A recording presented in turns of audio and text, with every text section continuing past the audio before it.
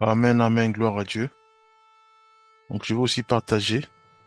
Donc, je vais partager sur un thème. Donc, le thème, ça va être ne sois pas faible, chasse tes problèmes par la prière. Donc, ça va être la continuité, tout ce que nous avons entendu.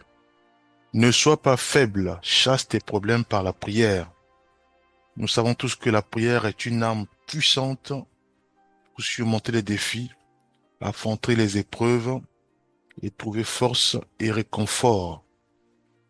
La prière, c'est une arme de destruction massive pour les chrétiens.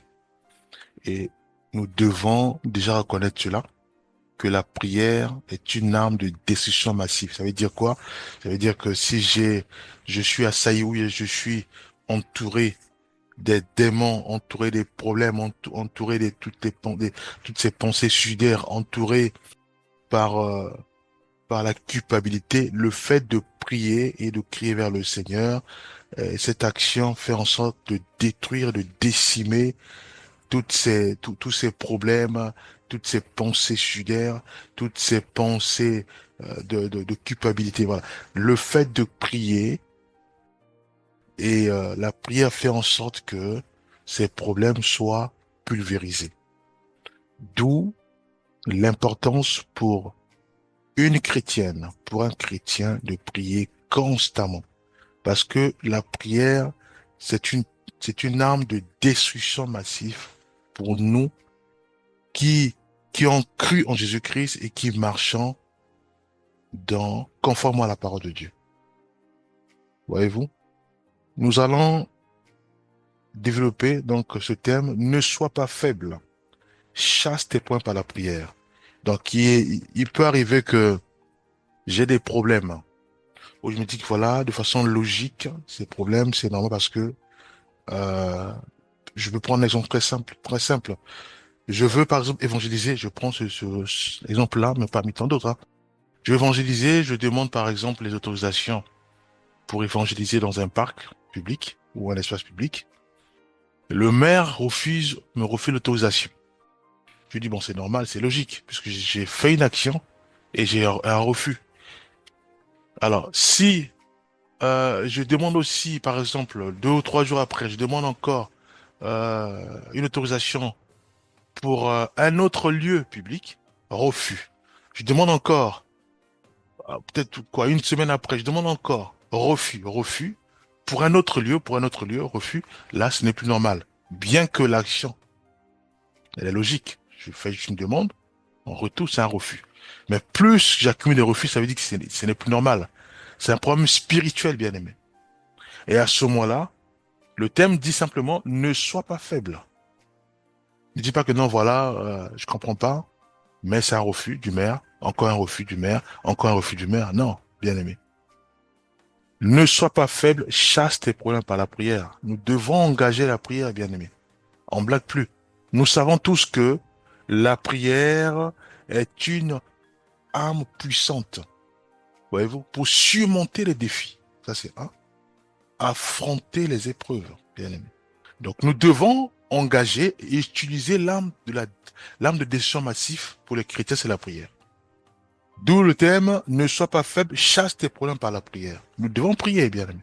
La sœur nous dit tout à l'heure que le maître, il avait pris l'image où cette sœur venait constamment importuner le maître, importuner euh, cette autorité, lui qui n'était pas croyant. Mais à force de crier, fais-moi justice, à ce moment-là, le juge unique va dire, écoute, pour éviter de recevoir cette sœur, je vais régler son problème. Nous devons utiliser l'arme de décision massive pour les chrétiens, c'est la prière. Seigneur, au nom de Jésus-Christ, je pulvérise cette puissance de la sorcellerie qui anime le maire de ma ville pour m'envoyer des refus. Je déracine cette puissance. Je pulvérise cette puissance au nom de Jésus-Christ. Voyez-vous?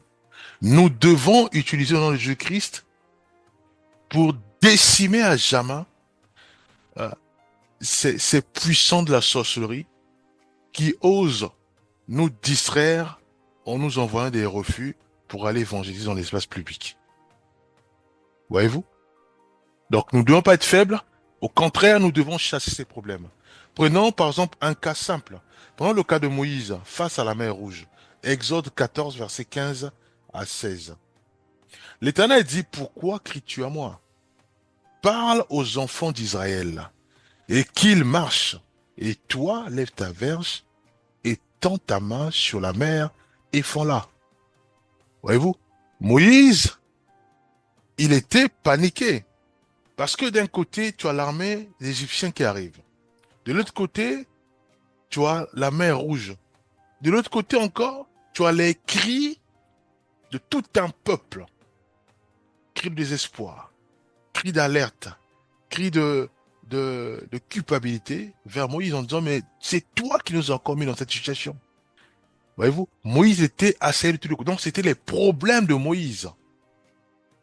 Tu as l'armée qui arrive pour vous décimer, l'armée des Égyptiens qui arrive pour vous décimer.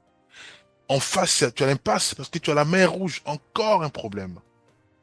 Tu as encore les cris du peuple, puisque c'est Dieu qui lui a donné ce peuple, qui crie vers lui en disant, mais trouve une solution. Qu'est-ce que nous devons faire? Puisque nous sommes face à la mort. Moïse écrit vers le Seigneur, c'est très bien, puisqu'il est tué l'arme de décision massif des chrétiens, la prière. Et Dieu a répondu à sa prière. Dieu va lui dire de parler aux enfants d'Israël d'avancer. Et Dieu va dire maintenant à Moïse d'affronter ces problèmes. Il dit, parle aux enfants d'Israël et qu'ils marchent. Et toi, lève ta verge et tends ta main sur la mer et fends-la. Et c'est ce qu'il a fait. Et les choses se sont déroulées comme le Seigneur avait annoncé. Voyez-vous? Donc, il y a un moment, si rien ne marche, il y a un moment, si nous sommes face à l'impasse, une année, 3 mois, 6 mois, 2 mois, un mois, il y a un souci, bien aimé. Il y a un problème spirituel. Voyez-vous? Bien que nous voyons les choses comme si c'était normal. C'est ce qu'on appelle la logique. Mais quand ça dure, il y a un problème. Donc nous devons engager la prière, bien aimé. Nous devons engager la prière. Voyez-vous? Nous devons parler directement au problème. Directement au problème. Nous devons parler directement au problème en disant, toi, maladie, ce corps ne t'appartient pas. Je ne veux pas que tu restes dans mon corps. Au nom de Jésus-Christ, quitte mon corps et pars de là, au nom de Jésus-Christ. J'engage la prière, bien aimé. Je dois parler à la cause, au problème. Je dois parler à la montagne. Mon pied, tu dois marcher. Je veux surtout plus voir les signes de soit de paralysie et autres. Je veux que tu marches au nom de Jésus-Christ. Voyez-vous? Nous devons engager l'âme de la prière, bien aimé. On ne joue plus. Nous devons être forts. Nous ne devons plus être faibles, bien aimé.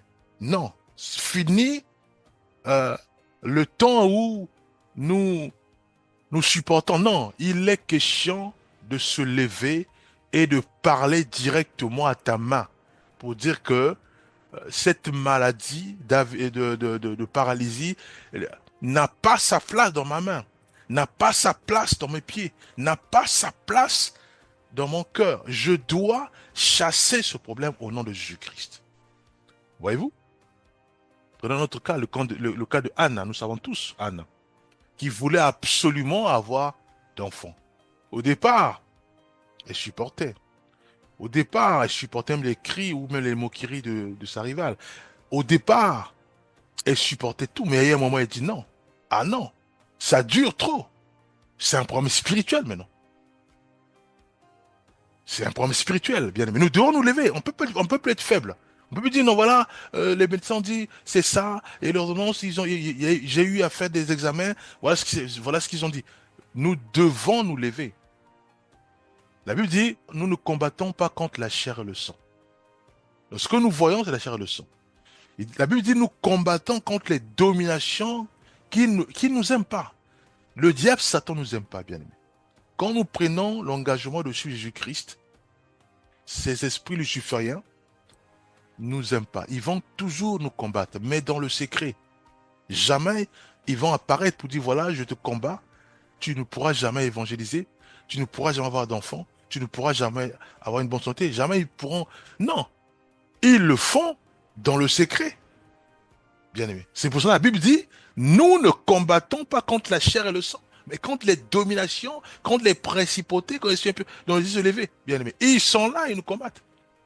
Est-ce que c'est la folie? Non, bien aimé, c'est une vérité biblique. Voyez-vous, c'est une vérité biblique. Anne, c'est ce qu'elle a fait. Elle s'est levée parce que trop, c'est trop. Elle est partie crier vers le Seigneur. Voyez-vous, elle parlait à son problème. 1 Samuel 1, verset 10 à 11. Prenons juste la partie où c'est écrit, elle avait l'amertume dans l'âme et elle pria l'Éternel en pleurant abondamment. Voyez-vous? Elle avait l'amertume dans l'âme. Ça veut dire quoi? C'est un synonyme de dire, voilà, c'en est assez, bien aimé. Elle pleura, elle pria l'Éternel en pleurant abondamment. Dieu a exaucé sa prière. Parce que elle a compris que non, c'est fini le temps de faiblesse. Il est question que nous devons nous lever et parler directement au problème. Bien sûr, aux yeux de mes collègues, ça paraît fou. Je parle à mon pied qui a la paralysie. Je parle à ma main qui a toutes sortes de... Ça paraît fou, puisque les médecins disent non, c'est la paralysie. Mais moi, je dis non, c'est pas la paralysie, c'est un démon qui est là, qui me divertit, qui distrait mon pied. Je dois parler au problème. Bien aimé, nous devons parler au problème. Sinon, comment devions-nous justifier quand Jésus-Christ guérit le paralytique? Comment pouvons-nous justifier quand un magicien transforme des bonbons en papillons? Voyez-vous? Mais c'est pas logique aussi. Ou quand on prie pour un aveugle, l'aveugle voit. Comment? De façon scientifique. Comment on va le justifier? On ne pourra pas. Puisque les scientifiques n'arrivent pas à justifier cela. Ils se rabattent encore vers le Seigneur. Nous devons parler au pied. C'est pas normal que non, je dois parler au pied. Au nom de Jésus-Christ, tu dois quitter mon pied. La paralysie. Voyez-vous? Prenons un autre cas, le cas de Josué, voilà, prenons Exode 17, versets 11 à 13. Lorsque Moïse levait la main, Israël était le plus fort. Et lorsqu'il la baissait, Amalek était le plus fort. Voyez-vous? Moïse criait au Seigneur pour le problème, la guerre. En bas, on avait Josué qui se battait contre Amalek. Il criait vers le Seigneur.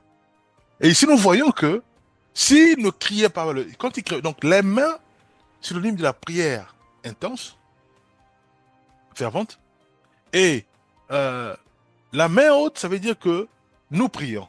La main basse, ça veut dire qu'il y a la faiblesse. Voyez-vous? Et le peuple, ceux qui étaient là, voyaient le film, voyaient l'impact direct de la prière. Voyez-vous? Mais bien aimé, nous devons parler au problème. Il n'y a plus à rester sur le lit, bien aimé. Nous devons nous lever et crier vers le Seigneur. Hein? Si aujourd'hui nous prions et que rien ne marche, demain nous prions et rien ne marche, la sœur a dit quoi? Nous a donné l'image de cette sœur avec le juge unique. Nous devons continuer sans cesse à crier vers le Seigneur jusqu'à ce que ce problème de paralysie, d'AVC ou même de cancer disparaisse. Oui, ça va disparaître. Puisque nous parlons directement à cette maladie. Le cancer, toi, c'est fini. Mon corps m'appartient et ce corps appartient à Jésus-Christ. Tu n'as plus ta place là-dedans. Tu quittes ce corps. Voyez-vous? Mais si nous voyons même le fou de Gadara, c'était pareil. Il était fou, ce frère. Mais il y a un moment, le maître, il a dit non. Il y a un moment, non, tu dois quitter. Ces démons ont quitté. Hein. Mais ces démons-là, c'est ces démons-là qui donnent la folie. Voilà les preuves concrètes. Il y avait un fou. qui était dans cette contrée de Gadara. Un fou. Mais dès qu'on a chassé les démons, ce fou est revenu à la raison. Donc, ça veut dire que c'était ces démons-là qui donnaient la folie à ce frère. Voyez-vous? Voilà la réponse à la question. La folie était totalement euh, incitée par ces démons, bien aimés. Jésus-Christ, qu'est-ce qu'il a fait? Il a juste parlé à la cause, au problème. Voyez-vous? Prenons David, Psaume 34, 5 à 6. J'ai cherché l'Éternel et il m'a répondu. Il m'a délivré de toutes mes frayeurs. Il avait des frayeurs. Donc les frayeurs, c'était les montagnes de David. Parce que lui, c'était tout le temps la guerre, tout le temps, voilà, donc il avait les frayeurs. Mais qu'est-ce qu'il a fait? Mais il ne s'est pas laissé sur le lit. Il ne s'est pas laissé les frayeurs le tétaniser. Il ne s'est pas laissé les frayeurs euh, l'engloutir. Non, il a crié vers le Seigneur. La prière, l'arme de destruction massive. Nous devons l'utiliser en permanence, bien aimé. Et le diable fera tout pour nous pousser au doute, pour nous pousser à ne pas prier, parce que pour lui dire, voilà, quand tu pries, Dieu n'entend pas. Donc on ne prie même plus. Parce qu'il sait que quand nous prions, ça dérange considérablement ses plans, puisque lui, ses plans, c'est dans le secret. Le diable, Satan, travaille dans le secret. Jamais il va s'inventer en disant que voilà, c'est moi qui ai paralysé tes projets, tes projets, ta santé et autres. Non, il va tout le faire en secret. Et quand nous prions, il voit la puissance de la prière dans le secret. Et qu'est-ce qu'il fait? Il nous distrait par ces puissances maléfiques pour nous pousser à ne plus prier, bien aimé. Pour nous pousser au doute. J'ai cherché l'Éternel et il m'a répondu. Il m'a délivré de toutes mes frayeurs. Ouais, même les anciens, nos aînés dans la foi, utilisant en permanence l'arme de destruction massive pour les chrétiens, bien aimés, qui n'ont que la prière. 2 Rois, 2 Rois 19, versets 14 à 16. Ézéchias monta à la maison de l'Éternel et déploya la lettre devant l'Éternel. Et Ézéchias pria devant l'Éternel. Ézéchias, si nous voyons ici qu'il a présenté le problème directement à Dieu dans la bonne prière. Mais qu'est-ce qu'il a présenté à Dieu? Mais la lettre. C'était son problème, la lettre. C'est son problème. Le contenu de la lettre, c'était pas bien pour lui. Et le peuple Israël, il avait un problème. Il dit non, mais moi, je ne capitule pas. Non, je ne capitule pas. Je prends ce problème et je l'emmène vers le Seigneur dans la prière. Et c'est ce qu'il a fait. Moïse, c'est ce qu'il a fait. Il prend le problème, il l'emmène vers le Seigneur. Mais moi, je veux marcher correctement. Je veux tenir mes couverts avec mes 2 mains. Donc, je ne veux plus jamais qu'il y ait ce paralysie dans mon corps. Ah non, il n'y a pas sa place là-dedans. Il a ramené la lettre, il a ouvert la lettre et l'a remis au Seigneur. Il priait. Et nous commençons la suite. Voyez-vous? Prenons, on n'a plus le temps, prenons Luc 22, versets 42 à 43. Père, si tu voulais éloigner de moi cette coupe, toutefois, que ma volonté ne se fasse pas, mais la tienne. Le maître avait un souci.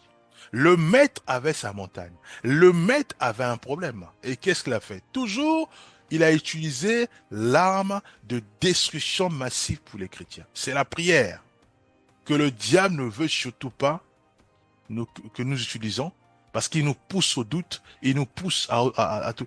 L'arme de destruction massive a fait en sorte que l'ange est venu fortifier le maître Jésus-Christ pour dire que tu dois aller affronter la mort. Voyez-vous? Le diable ne veut surtout pas que l'ange vienne nous fortifier aussi. Que nous puissions recevoir la réponse, la guérison directement. Voyez-vous? Vers le milieu de la nuit, Paul et Silas priaient et chantaient les louanges de Dieu. Et les prisonniers les entendaient. Tout à coup, il se fit un grand tremblement de terre. Mais qu'est-ce qui s'est passé? Il s'est passé que Paul et Silas étaient dans les chaînes, dans les geôles. Mais ils louaient le Seigneur pour ça. Ils louaient le Seigneur pour ça parce qu'ils savaient que, ils savaient que c'est Dieu qui les a mis en mission pour aller évangéliser. Voyez-vous? Mais le diable, comme il a toujours fait, il traite sur le dans le secret, il voulait stopper net, puisque c'était ça, stopper net l'élan de l'évangélisation, stopper net la propagation de la parole de Dieu. C'était logique, puisque voilà, ils ont euh, dérangé les esprits de Diane, de divinité des Grecs. On les a pris, c'est logique, on les a pris, on les a mis en prison.